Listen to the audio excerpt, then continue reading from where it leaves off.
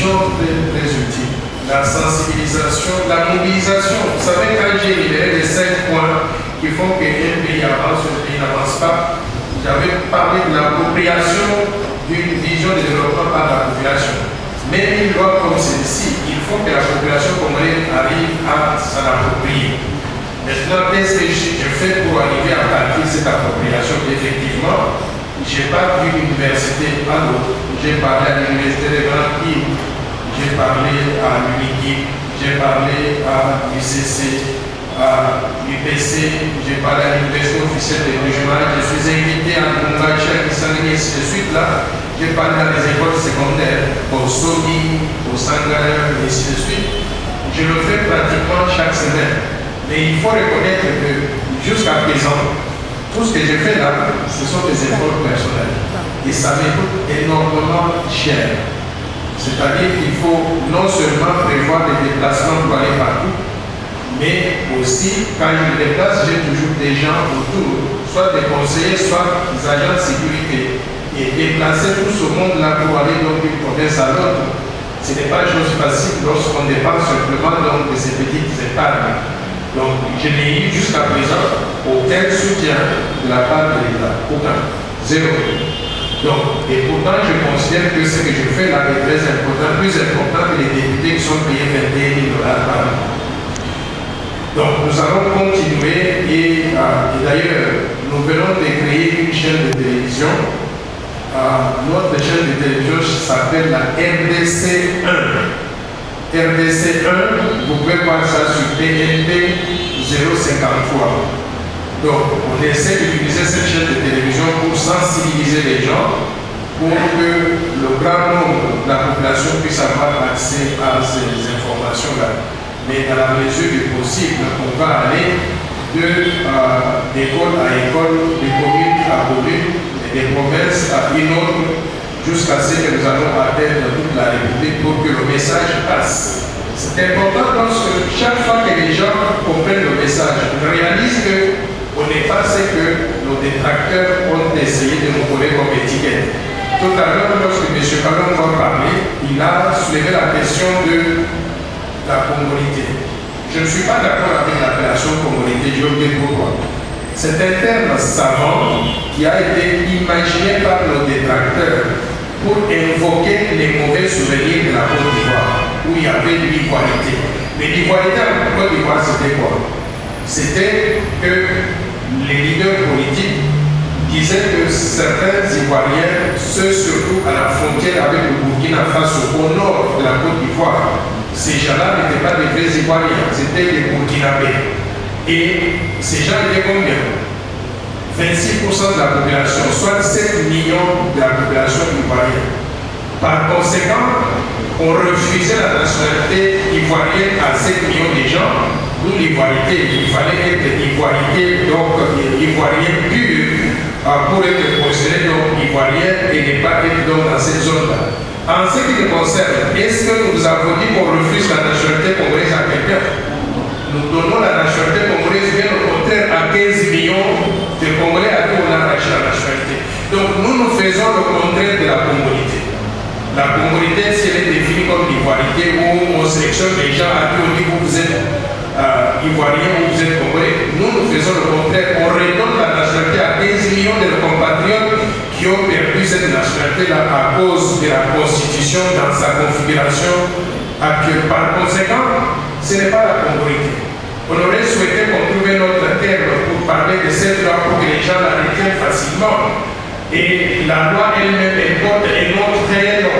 On dit la loi portant modification de certains articles de la Constitution. Donc, l'homme de la rue ne peut pas se retrouver donc dans cette formulation-là. D'où nous avons opté pour quelque chose de simple, la loi Tchani. Quand on dit Tchani, tout le monde sait maintenant qu'il s'agit en réalité donc d'une loi qui veut restreindre l'accès aux fonctions de souveraineté à des Congolais qui soient nés des pères et des mères. Mais cette loi ne dit pas que les autres Congolais qui ne sont pas des pères et des mères ne sont pas Congolais. Ils sont Congolais au même titre que nous devons les aimer au même titre que nous nous aimons entre nous. Mais simplement nous disons que pour l'intérêt du pays et l'intérêt donc de tout le monde, on va restreindre l'accès à ces fonctions-là à des gens que nous pouvons identifier s'identifier donc facilement. Donc, voilà. On continue. Oui, messieurs. Cette qualité de leadership d'un pays, vous avez dit, il s'agit d'un leadership collégial. Alors, en voyant le sous-développement de l'État, avant que j'arrive à la proposition de la loi, je me demande, est-ce que le sous-développement de cet État, ce n'est pas un problème éducationnel? Parce que nous avons, si je peux aller vers la loi Tchani, nous avons des Congolais, des pères et des mères. Ils sont même dans des postes stratégiques qui peuvent contribuer au développement de l'État avec les leaderships collégiales. Mais voyons ce qu'ils font, ça laisse à désirer.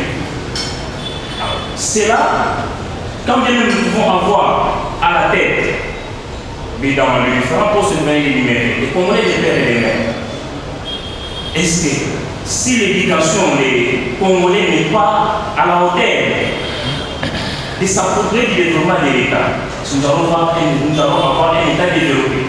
C'est une question. Et un deuxième élément que je voulais souligner par rapport à la loi. Laissez-moi vous assurer que c'est quelque chose que vous connaissez déjà. Que cette loi arrive à un moment où le mal a déjà atteint la dernière couche de notre vie nationale. À tel point, si, et seulement si, je ne sais pas à quel niveau l'Assemblée est déjà par rapport au débat de cette loi ici. On va s'attendre seulement que la solution vienne de l'Assemblée nationale. Je pense que cette loi prendra du temps. Pourquoi? Parce que les gens sont déjà dans ces affaires. Leurs frères qui sont ici de gauche à droite, qui n'ont pas la nationalité des pères et des mères, sont dans des postes qui sont concernés par cette loi. Je ne pense pas qu'ils seront d'avis de faire passer cette riche loi pour qu'elle puisse s'appliquer dans la vie de notre État. Car cela ne tient, cher professeur, je vous demanderai de créer une école. Et l'école dont je parle, c'est une école de pensée.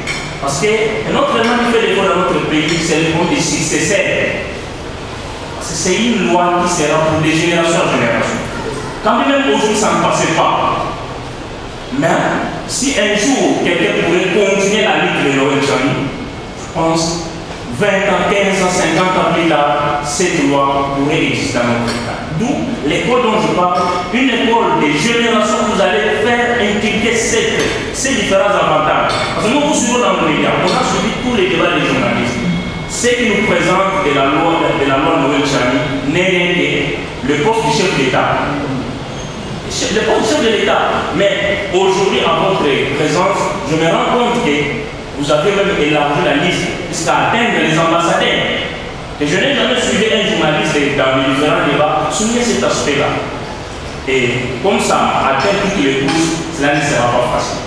J'ai rejoint la pensée de mon compatriote qui a parlé de la sensibilisation. Peu importe ce que ça peut vous coûter, mais si déjà dans votre école, vous pouvez faire sortir 50 personnes avec conviction de parler aux gens, à la masse, à la population, comme le peuple est souverain, puisque les 500 députés qui sont au Parlement, il peut y avoir des mouvements ou des actions pour pouvoir menacer les parlementaires en telle sorte que la loi s'applique au plus vite que possible parce que le pays est dans le réseau. Je dis et je vous remercie. C'est une intervention interpellante. En ce qui concerne l'éducation, j'ai dit oui, effectivement, nous avons un problème d'éducation. Au Congo, malheureusement, au fil des années, la qualité de l'éducation a beaucoup diminué. Et aujourd'hui, nous avons des gens qui sortent des universités. Mais quand vous suivez le raisonnement de ces gens, vous dites, mais tiens, est-ce que nous comment étudier? Donc, on a un problème d'éducation. Il y a beaucoup de diplômes et des gens qui sortent avec des papiers chaque semaine là, on leur donne des diplômes. Mais ils n'ont pas eu cette éducation de base et surtout sur le plan idéologique. Et je voudrais revenir à ce qui a existé pendant la période de Mobutu. Mobutu n'a pas fait les mauvaises choses. Il y avait certains petits trucs qui sont bons que nous pouvons récupérer. Mobutu avait créé une école, on l'appelait l'Institut Makanda Kabobi. Makanda Kabobi, ça veut dire on prend tout le monde, tous les cadres. Là, si vous voulez avoir des fonctions dans l'administration publique pour avoir des promotions, on vous envoie dans cette école-là. On appelle ça l'école du parti. On vous endoctrine, on vous donne des valeurs de base que tout le monde devait avoir pour que on faisait la promotion de la citoyenneté zaïroise à l'époque. j'étais en train de lire la vision de Mao Tse-tung, le leader chinois. Et j'ai trouvé que l'Institut Makanda Kokobi était une copie d'une école qui existe en Chine. Tout le monde qui sort du Parti communiste, vous voyez la Chine, c'est un grand pays avec 1,4 milliard de personnes.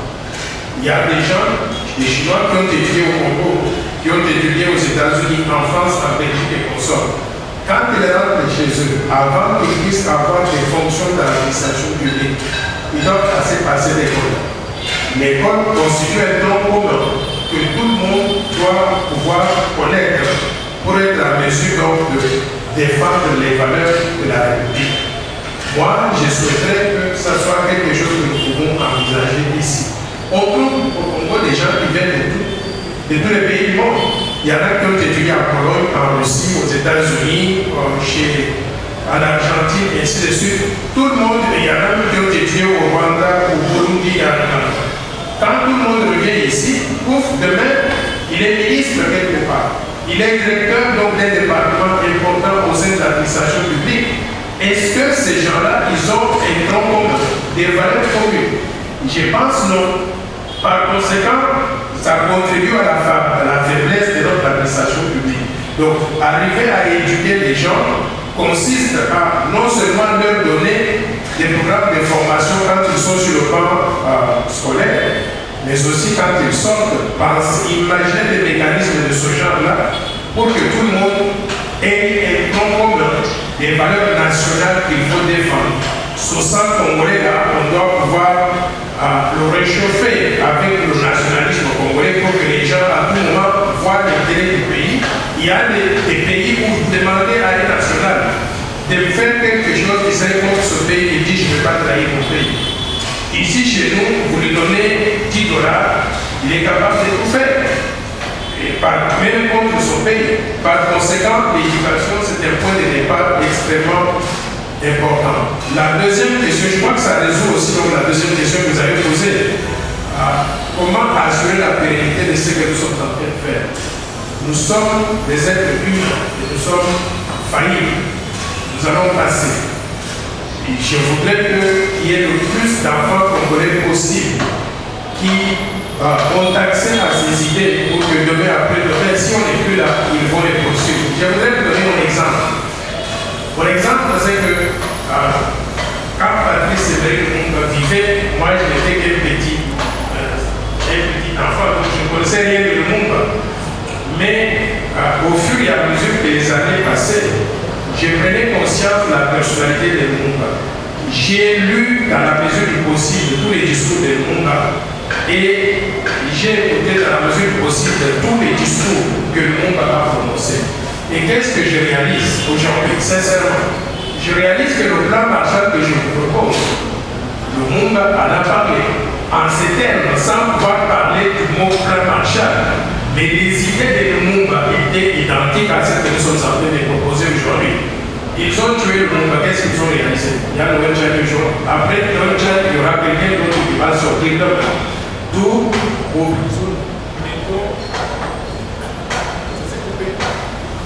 alors, on ne puisse pas mourir, on ne puisse pas s'arrêter, que ça puisse être passé de génération en génération. Sincèrement, j'aurais bien voulu avoir beaucoup de moyens pour avoir une bonne avion et aller de province en province. Dire à tout le monde, voici la bonne nouvelle.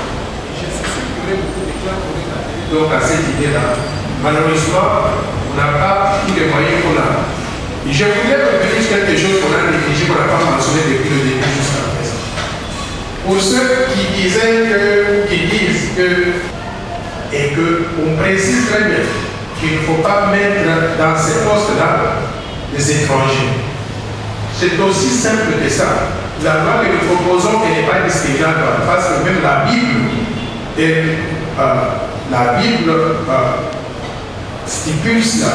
Donc, choisissez un roi ou mettez des gens dans des fonctions de souveraineté qui sont vos frères, pas des étrangers.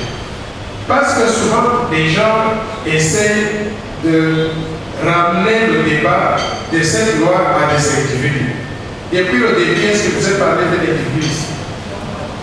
Mais il y a des gens partout où on passe qui disent, oh non, mais vous savez quoi? La loi là, vous l'avez faite pour éliminer Moïse Katumbi. Je dis, ah bon, mais qui est Moïse Katumbi? J'ai cherché à connaître qui est le monsieur. Le monsieur, et j'ai eu le plaisir de rencontrer son grand frère, M. Katembe Katumbi, pour m'assurer que j'avais la compréhension de la vérité. Qui est Moïse Katumbi? Le père de Moïse Katumbi, lui-même Moïse Katumbi le dit, c'est pas Noël qui fabrique ça. Il était grec, italien, israélien, juif. La mère de Moïse Katumbi,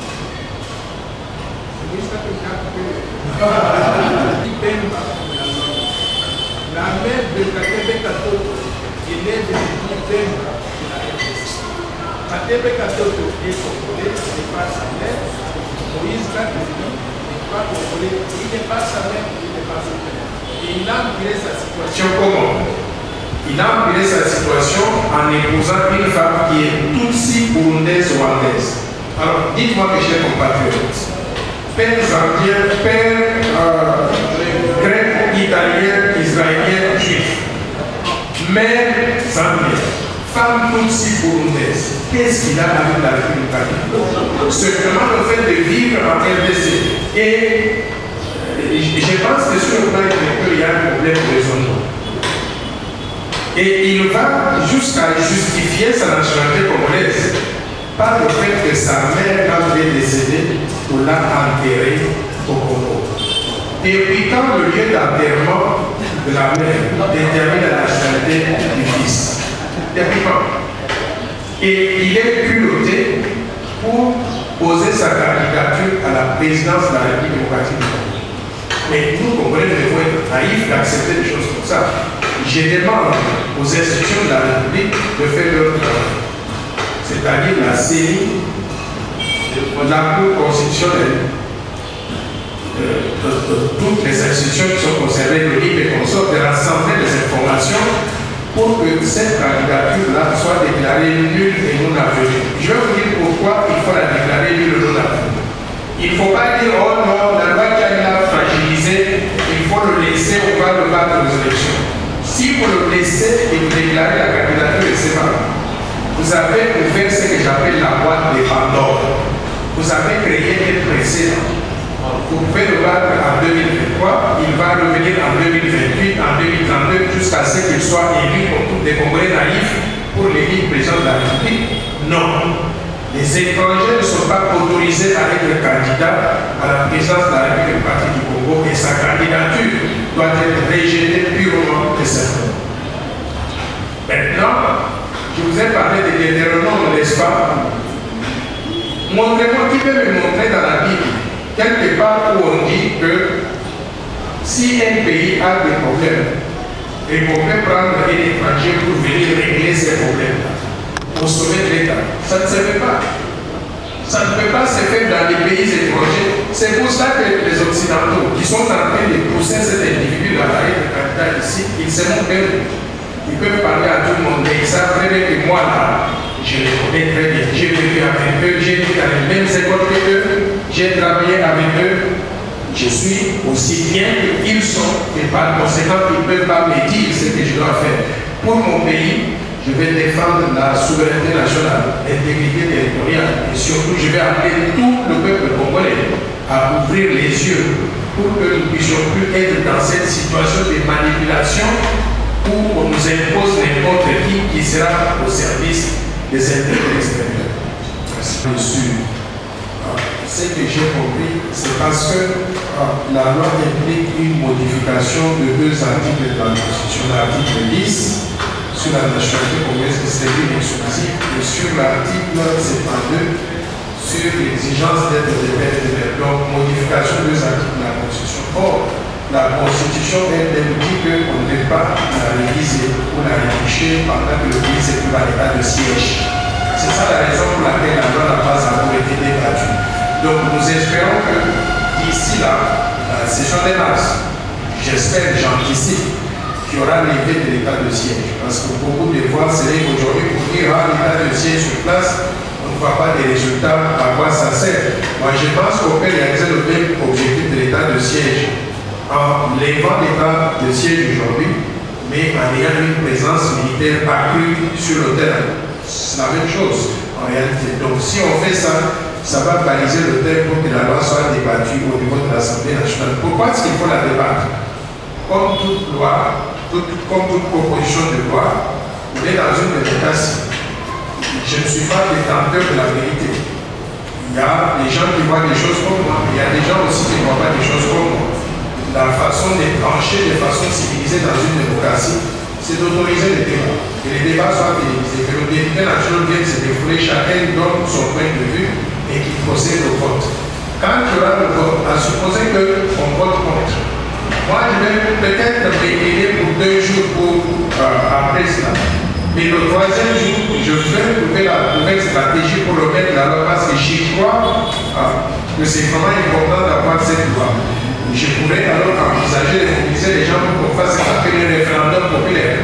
Un référendum sur ça et en ce moment toute la population congolaise pourra se prononcer. Mais d'après les informations que j'ai pour le moment, d'après les contacts que j'ai au niveau de l'Assemblée nationale avec des députés nationaux individuellement, je peux vous dire que s'il y a un débat, il y a un vote sur cette proposition de loi. La loi va passer à plus de 80%.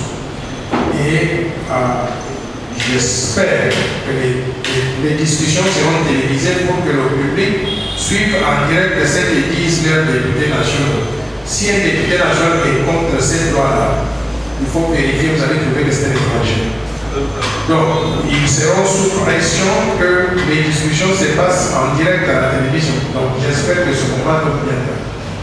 Maintenant, est-ce que le problème n'est pas plutôt au niveau de l'éducation que est-ce que la loyauté est déterminée par le fait d'être des pères et des mères?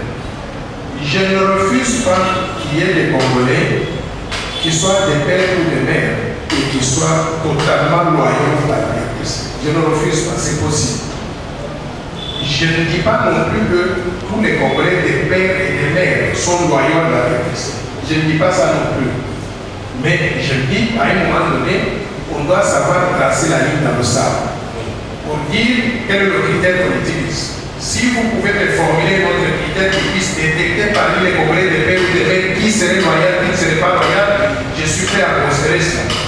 Mais pour l'instant, on a considéré que le point de départ, c'est que quand on a un parent étranger, un parent congolais, on est dans une situation de conflit d'intérêts. Et moi, je ne voudrais pas être à la place de cet enfant-là qui va prendre des décisions contre le pays de son père ou contre le pays de sa mère. Pour lui éviter ce conflit d'intérêts, on dit, tu peux faire autre chose. Tu es Congolais comme nous tous. Tu peux faire autre chose en RDC. Sauf des situations où tu serais en conflit d'intérêts qui ne vont pas te rendre heureux parce que imaginez si un enfant avait à pousser sur le bouton pour bombarder le pays de son père ou de sa mère. Il va se le reprocher toute sa vie. On lui évite cette situation-là. Donc, c'est un critère qu'on a utilisé. Maintenant, je voudrais revenir à ce qui est souvent mentionné, le cas de Mamadou Ndala. Mamadou Ndala, pour moi, c'est un héros national. Un héros national, et quand j'étais à Washington dans mon bureau, j'avais la photo de Mamadou Ndala dans mon bureau. C'est vous dire que je crois sincèrement que c'était un Congolais de valeur, et quand j'ai vu certaines des vidéos où il avait attrapé des balles partout, je me dis, n'est-ce pas possible? Et malgré ça, il s'est battu pour le pays. Donc, je voudrais qu'on rende hommage à Mamadou Ndala, qu'il soit un héros national au même titre que le Patrice Emery Lumumba, c'est quelqu'un qui s'est battu pour notre pays. Et ce que Mamadou Ndala a fait n'est pas une justification contre cette proposition de loi. Mamadou Ndala, c'est un Congolais, au même titre que vous et moi. Et par conséquent, parce qu'il est Congolais, il doit se battre pour son pays, à quelque niveau qu'il soit. Et il est mort au front en se battant pour la RDC, pour son pays, c'est tout à fait normal. Ce que nous disons simplement, c'est que Mamadou Ndala, au niveau où il était, il pouvait le faire. Mais s'il devait devenir président de la République, il y aurait un problème au cas où il était en position de décider entre la RDC et le Sénégal. Pour lui éviter cela, on lui dit, fais tout comme ce qu'il a fait, mais tu ne vas pas arriver à être chef de l'État. Ce n'est pas parce que quelqu'un a versé son sang qu'il faut nécessairement devenir chef de l'État. Donc, c'est ça l'argumentaire que nous disons là-dessus. Mais nous respectons la mémoire de Mandela. Nous lui rendons hommage. Nous voulons qu'il soit un héros national au même titre que Patrice Emery Lumumba et les autres. Et nous respectons cette personne-là. Et d'ailleurs, je ne sais même pas si sa famille est prise en charge par l'État ou pas. Je souhaiterais que sa famille soit prise en charge par l'État au même titre que les familles des autres héros nationaux, pour pouvoir reconnaître sa contribution à la défense de la souveraineté nationale. Maintenant, il y avait une troisième question que vous avez posée, c'est ceux qui ont la double nationalité, maintenant, que faut-il faire avec eux? Le critère que nous avons utilisé jusqu'à présent, c'est que quand vous êtes des pères et des mères, parce que nous ne voulons même pas connaître si vous avez une nationalité à l'étranger. Ok? Nous voulons, vous savez, les Américains, ce qu'ils font. Quand vous rentrez aux États-Unis, on vous demande le passeport américain. Vous montrez le passeport américain ou le green card. C'est tout. On ne veut pas savoir que vous avez été quelque part, vous avez pris les papiers de ce pays. Ça, c'est votre histoire. Ceux qui ont la double nationalité, parce que nous allons reconnaître l'irrévocabilité de la nationalité congolaise. Nous les reconnaissons comme congolais. Les autres papiers, nous considérons que ce sont des papiers de second rang, qui ne sont pas aussi importants que les autres. Ce que je proposerai aux députés nationaux, c'est qu'on mette dans le passeport congolais une mention qui dit le fait de détenir ce passeport congolais supplante tous les droits que quelqu'un peut faire du fait de détenir la nationalité étrangère. En d'autres termes, vous commettez un crime au Congo, vous ne pouvez pas dire non, je suis français, par conséquent je ne suis pas soumis à la loi française, à la loi congolaise. Non. Vous devez, en signant le passeport congolais, vous avez renoncé à tous les droits auxquels vous pouvez prétendre du fait de détenir donc des papiers étrangers. En d'autres termes, c'est notre nationalité qui devient la plus importante. C'est ça le leader que je voudrais qu'on puisse regarder.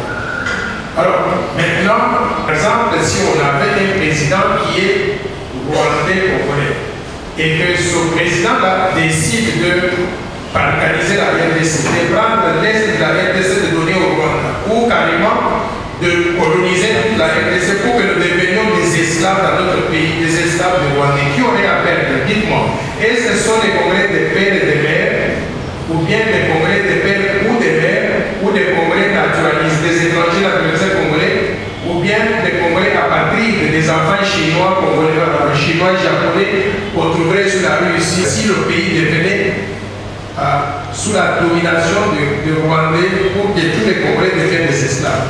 Qui perdrait? Non, tous les Congolais perdraient. Les pays Dakar deviendraient aussi esclaves des Rwandais au même titre que nous, les pères de mères. N'est-ce pas? Tous les Congolais, même les Chinois devenus Congolais là, parce qu'ils se sentaient Congolais dans leur peau, ils perdraient de devenir des esclaves des Rwandais. Même les naturalisés congolais qui étaient fiers d'être congolais, ils perdraient le fait de devenir des esclaves de Rwandais. Donc tous les Congolais perdraient. Par conséquent, la souveraineté nationale, c'est un bien intangible qui profite à tous les Congolais sans exception. C'est pour ça que dans notre âme et conscience, nous devons réfléchir de façon à protéger ce bien intangible, même si cette protection est protestante. Donc, prions le bon Dieu que la session de mars éclaire les députés nationaux pour qu'ils adoptent cette loi, pour que le président de la République la promulgue avant la tenue des élections en 2023, ou bien avant la déclaration des candidatures. Et si cela est OK en ce moment-là, la loi va s'appliquer. Et si ce n'est pas adopté par l'Assemblée nationale et promulgué par le président de la République, nous pouvons appliquer la loi en utilisant notre cerveau simplement. Et également, on n'aura pas de mécanisme pour dire que telle personne à une femme étrangère ne peut pas postuler. Donc, à cela. Je voudrais vous dire une chose que par où je suis passé pour présenter cette proposition de loi. La question qui revient souvent et qui surchauffe les esprits, surtout dans les milieux étudiants, c'est le fait d'exiger que la femme, ceux qui ont des femmes étrangères ne soient pas éligibles pour certaines fonctions. Les étudiants me disent, mais tiens, Mais vous allez même trouver jusqu'à nous interdire d'épouser les femmes que nous aimons. Alors, j'ai demandé à un étudiant, il dit, mais vous aimez quel genre de femme? Bon, mais par exemple, si j'ai une Allemande, pourquoi est-ce qu'on devait m'empêcher de pouvoir l'épouser? Moi, je dis, mais est-ce que nous vous a dit de ne pas épouser les Allemands? Vous pouvez épouser les Allemandes, les Chinoises, les Russes, les Françaises, et tout ce que vous voulez, même les Rwandaises. Vous épousez qui vous voulez, c'est votre décision. Mais quand vous prenez cette décision-là, sachez que quand vous prenez cette décision-là, sachez qu'il y a des conséquences. Les conséquences, c'est que vos enfants ne seront pas éligibles pour les contrôles scolaires. Vous faites le choix entre votre plaisir immédiat aujourd'hui avec votre femme et l'avenir de vos enfants demain, lorsqu'ils auront à postuler, on va leur dire que non, vous êtes issus donc de couples mixtes. Alors, nous ne refusons pas que l'amour puisse triompher. Et l'amour triomphe, que chacun exerce son droit comme il veut. Mais simplement retenez dans la tête que tôt ou tard, ça peut vous rattraper. Entre parenthèses, je voudrais faire le plaidoyer pour les femmes congolaises. Vous savez, nous avons une population de 107 millions d'habitants. Dans les 107 millions d'habitants, 53% de notre population, ce sont des femmes. 53%. Donc, on a une femme pour au moins un homme ici, si on veut bien les épouser. Alors, si vous commencez à épouser les enfants, vous connaissez les femmes congolaises là. Et je vous dis qu'elles sont très belles. Elles sont très belles, elles ont tout ce qu'il y a. Par conséquent, s'il vous plaît, avant de servir au fruit, c'est le reçu d'abord à la tête. Ok? Voilà. Je voudrais vous remercier pour cette question-là. Je vais vous dire une chose. J'ai eu l'avantage de sortir de la République démocratique du Congo trop jeune. 17 ans, en France, aux États-Unis, et j'ai fait le tour. Vous savez, partout où je passe, si jamais je rencontre un Congolais, on me dit simplement Soudan des Congolais. Pour moi, c'est mon frère. Je viens, on s'embrasse. Et généralement, si c'est lui qui réside dans la ville, il m'invite toujours chez lui, aller manger chez lui, ou il vient me voir à l'hôtel et nous sommes toujours ensemble. Partout, ça a été comme ça.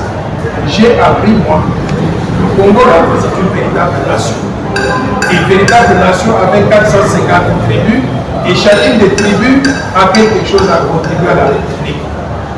Mais au-delà de cela, j'ai eu le privilège d'être chef de mission, c'est-à-dire que on vous confie une mission quelconque, par exemple, vous allez construire le barrage d'Inga. Pour construire le barrage d'Inga, je dois me demander, on a besoin de quelles expertises? On a besoin d'ingénieurs en électricité, on a besoin d'ingénieurs en construction, on a besoin de ceci, de cela. Alors, une fois que je fais ce terme de référence-là, mon objectif, c'est de construire le barrage d'Inga qui fonctionne et qui donne l'électricité à tout le monde. Vous savez comment je procède? Pour sélectionner les gens qui vont travailler dans mon équipe, je m'en vais avec des termes de référence et on examine toutes les candidatures dans cette catégorie-là. On choisit la meilleure personne possible. Et en tant que chef de mission ou directeur résident de la Banque mondiale, j'ai appris que quand vous avez une équipe avec des gens compétents, qualifiés, vous pouvez dormir tranquille. Pourquoi? Parce que cette équipe-là, chacun d'eux, il travaille individuellement pour atteindre ses objectifs, qui sont aussi les objectifs de l'équipe. Donc quand vous réussissez, vous êtes membre de mon équipe, devinez qui prend le pays. C'est moi le patron. J'ai appris à sélectionner l'homme qu'il faut, à mettre à la place qu'il faut, au-delà des considérations privées. Et Dieu merci, pendant toutes les années que j'ai passé à la Banque mondiale, je n'avais pas l'occasion de recruter les Congolais. Très rarement, quand on a un Congolais, on a peut-être 10 candidatures, on trouve un Congolais, je me dis, mais tiens, c'est quelqu'un de chez moi, si je peux aider pour qu'il puisse trouver du travail, je le fais. Mais souvent, on a besoin de 10 personnes, on reçoit 100 candidatures, j'examine les 100 candidatures, il n'y a aucun Congolais, il n'y a même pas une Africaine. Donc, j'ai appris à vivre avec les autres. Quand j'arrive ici chez nous, je vois comment les gens fonctionnent avec le tribalisme. Le tribalisme, c'est quoi? Moi, je crois que c'était l'état d'esprit. Des gens qui ne connaissent pas mieux Qu'est-ce qui me dit que si je dois trouver un ingénieur en électricité, si je suis tribaliste ou même familial, je dois trouver cet ingénieur-là seulement dans ma famille ou dans ma tribu, sans regarder le réseau. Quand vous faites ça, vous rendez mauvais service. C'est pour ça qu'on a tout plein de projets qui ne marchent pas, parce qu'on a mis l'homme qu'il ne fallait pas à la place qui nécessitait des expertises techniques. Et cette personne que vous avez mise là-bas ne sera pas à mesure de pouvoir délivrer. Moi, je peux vous faire une promesse. Je suis président de la République. Je vais passer une partie de mon temps à comment combattre le tribalisme. Et j'ai une idée, je vais vous partager avec vous. Pour combattre le tribalisme, parce que, regardez, voyez ce là il vient de poser une question. Je ne connais pas tout elle fait. Mais quand vous la voyez, elle peut être Bana, elle peut être Ruda, elle peut être Moussouaïli, elle peut être Congo, elle peut être partout.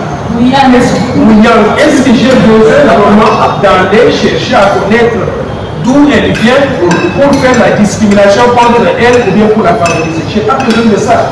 Si elle peut faire le travail, je lui donne cette chance-là. Et je voudrais qu'elle travaille avec moi en toute symbiose pour qu'on atteigne les objectifs qu'on s'est assignés. Par conséquent, si je suis président de la République, je vais vous dire une chose. Nous sommes 107 millions d'habitants, n'est-ce pas? Je vais demander que tout le monde abandonne son nom de famille et que nous puissions adopter pour les chiffres. Lui, il sera le numéro 1, le numéro 2, le numéro 3, le numéro 4, etc. Comme ça, on ne va plus détecter d'où vient la personne. Sauf quand il s'agit de questions de souveraineté, là, on va essayer de regarder, mais votre papa, c'est qui, votre maman, c'est qui. Mais croyez-moi, le tribalisme ne nous amène nulle part.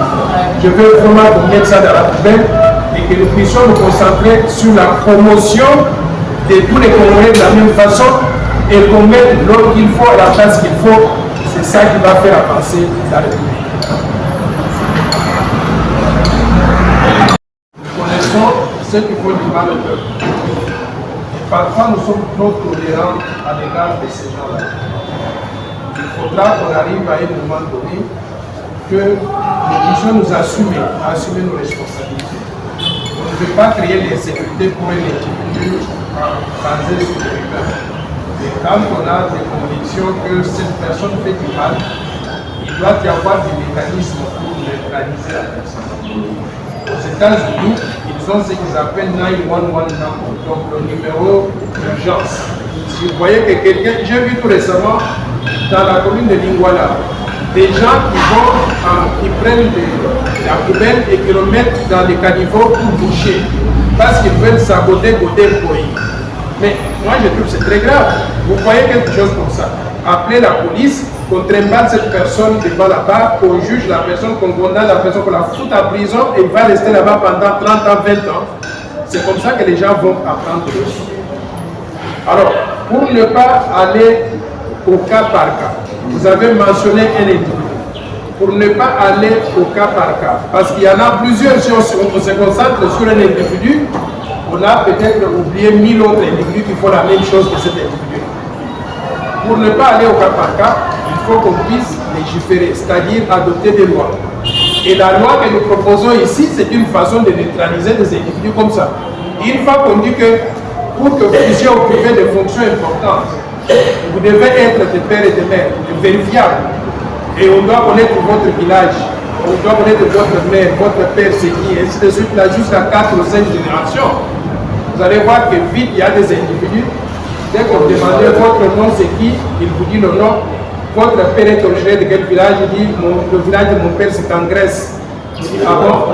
Mais si le village de votre père, c'est en Grèce, vous vous êtes trompé d'adresse alors. Pourquoi vous voulez devenir président? Ça, c'est la République démocratique du Congo.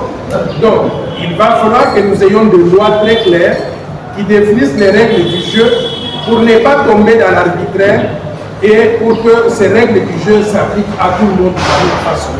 C'est ça le bien fondé de la proposition de loi que nous faisons ici. Merci, professeur. Actuellement, parce qu'on parle d'élection, il faut que tout le monde s'enrôle. Mais au-delà donc de l'enrôlement, il faut aussi qu'on fasse ce qu'on appelle l'identification des citoyens.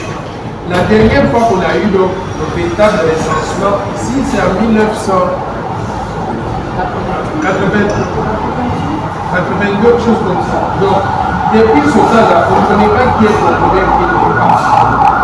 Quand je suis allé pour me faire l'entrée, on m'a donné la fiche de l'ONIF. Et j'ai trouvé que cette fiche-là, elle est très bien. Elle est très bien, pourquoi? Parce qu'on vous demande votre nom, votre prénom, le nom du père, le nom de la mère, la date de naissance, le lieu de naissance. Et on dit le lieu de naissance du père, le village du père et de la mère. Et on demande le village du grand-père et de la grand-mère.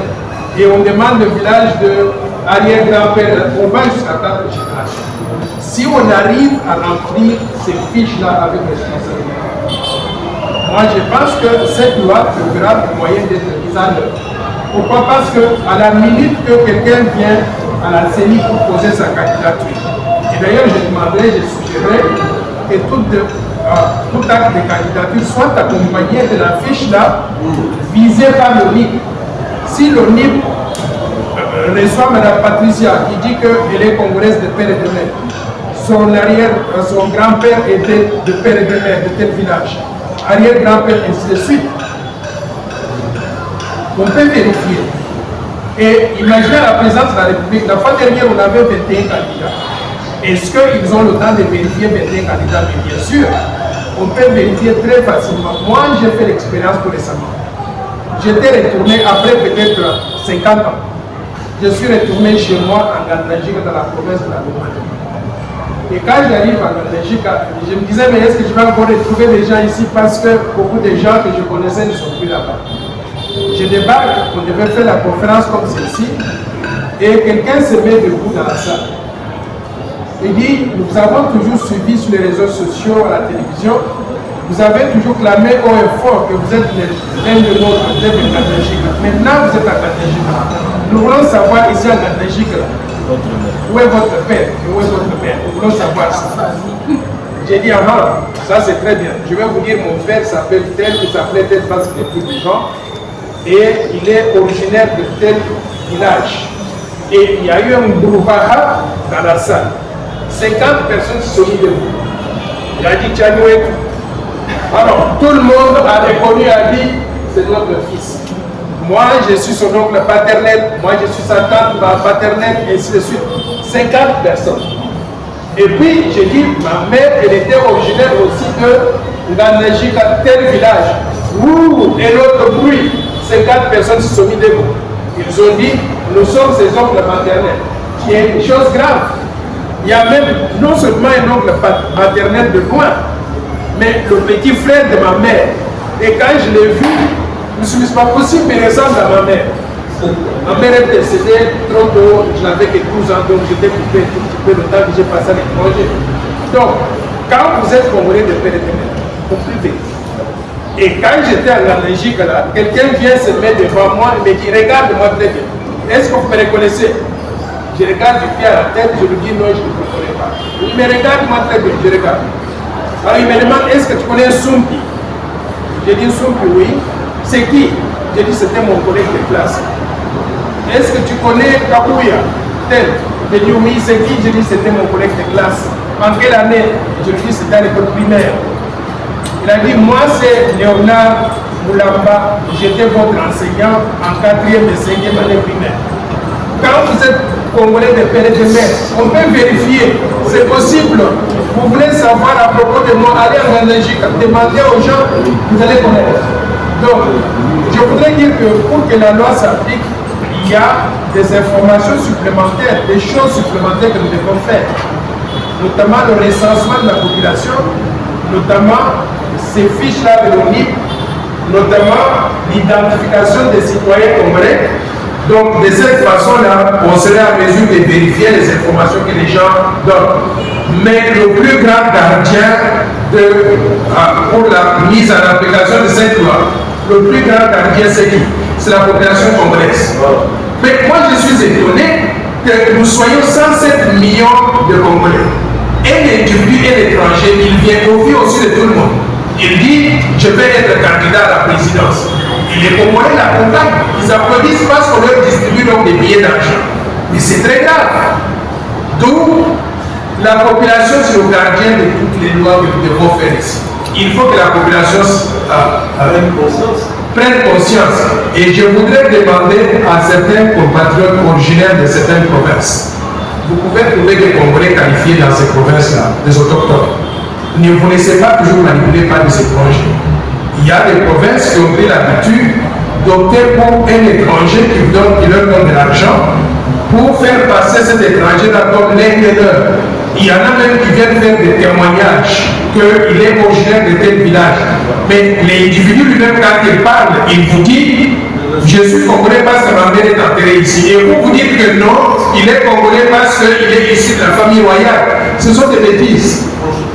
Donc, je veux que le peuple congolais prenne conscience de ça et soit le gardien de nos valeurs, de la protection de la souveraineté et de l'intégrité territoriale. Ok? Il y a encore deux questions ici. Allez-y. De l'autre côté, il y a quelqu'un qui offre très peu d'assistance à nos compatriotes à l'étranger. Par conséquent, là où ils sont, les pauvres, ils essaient de faire ce qu'ils peuvent pour survivre. Rien qu'avoir un travail qui leur donne un salaire qui leur permet de vivre et de supporter leur famille. Dans beaucoup de ces pays-là, on leur dit, si tu veux avoir les papiers des résidents qui montrent que tu es un étranger, tu peux faire le travail de nettoyage. Tu viens, tu nettoies, tu vas dans des restaurants, tu fais ce qu'on appelle la plonge. Tu nettoies donc les assiettes et c'est tout ce que tu peux faire. Mais si tu veux avoir un travail même être agent de sécurité, travailler dans une banque, travailler dans une entreprise, il te faut avoir la nationalité du pays. Alors, ces citoyens-là se trouvent dans une situation délicate. Ne pas accepter la nationalité du pays ou bien ne pas prendre les papiers du pays et continuer à être simplement des nettoyeurs ou bien essayer de s'élever dans la société en acceptant ces papiers qui sont gratuits, mais on dit simplement désormais vous êtes indonésien. Et quand on dit désormais vous êtes indonésien, demain vous vous portez devant une banque, la banque vous réclame, vous commencez à toucher un gros salaire, vous supportez vos enfants, vous envoyez de l'argent par Western Union à nous autres qui sommes restés au Congo. Qu'est-ce qui est intelligent à faire? Moi, je dirais que au Congolais, partout où vous allez, débrouillez-vous. Si c'est nécessaire de prendre ces papiers-là pour que vous puissiez avoir accès au chapitre dans les pays de résidence, prenez ces papiers-là. Mais nous, en République démocratique du Congo, nous n'allons pas vous ignorer. Nous n'allons pas vous parler de la liste en disant que vous voulez plus de l'autre. Vous êtes toujours Congolais. Prenez ces papiers quand vous êtes à l'étranger. Le jour que vous arrivez à RDC, présentez à l'aéroport d'Indi le passeport congolais. Rassurez-vous toujours d'avoir le passeport congolais valable. Présentez-vous à l'aéroport avec le passeport congolais. Nous vous acceptons, vous êtes l'un des nôtres qui vous revenez donc dans votre pays et vous devez vous comporter comme tous les autres citoyens. C'est ça que le conseil que je peux donner. Alors maintenant, si vous ne voulez plus être congolais, parce que ça peut arriver, la nationalité congolaise, on ne la pardonne pas seulement parce qu'on applique les papiers étrangers. La loi exige que vous écriviez une lettre au ministre de la Justice pour dire que désormais, moi je ne veux plus être congolais de la RDC. Je quitte cette nationalité-là pour des raisons que vous pouvez avoir. Cette lettre-là que vous envoyez au ministre de la Justice, elle doit être discutée en conseil des ministres devant le président de la République. Et c'est à ce niveau qu'ils doivent adopter la résolution disant que vous n'êtes plus congolais. Mais qui parmi les 15 millions de Congolais a écrit cette lettre? Personne. Donc personne n'a renoncé à la nationalité congolaise. Mais nous continuons à faire des petites jalousies entre les Congolais de l'intérieur et les Congolais de l'extérieur en disant non, lui là, il a la nationalité étrangère, il n'est plus congolais. C'est pas vrai. Il est toujours congolais, il mange comme nous Congolais, il danse comme nous Congolais, il parle comme nous Congolais, tout ce qu'il fait est congolais. Par conséquent, je dis, ces nationalités étrangères-là, ce sont des nationalités de confiance. Si vous voulez les avoir pour avoir accès à certaines facilités, étudier, faire étudier votre famille, faites-le. Mais ne renoncez pas à la nationalité congolaise en écrivant une lettre au ministre de la Justice, parce que tant que vous ne l'avez pas fait, vous êtes toujours l'un de l'autre.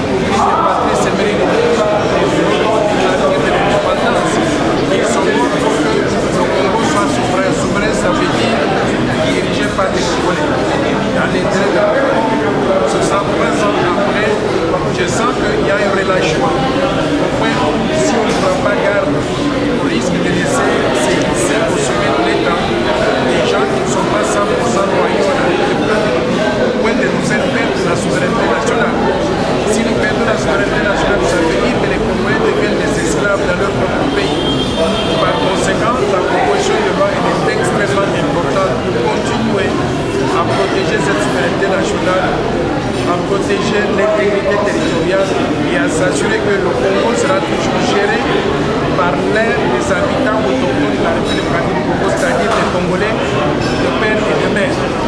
Mais cette exigence d'avoir le Congo géré par les Congolais de père et de mère ne veut pas dire que ceux qui ne sont pas des pères et de mère ne sont pas Congolais. Ils sont Congolais au même titre que tout le monde et nous les encourageons à contribuer au développement du pays, mais dans les limites de ce qui sera autorisé par la loi. Vous êtes de quel média?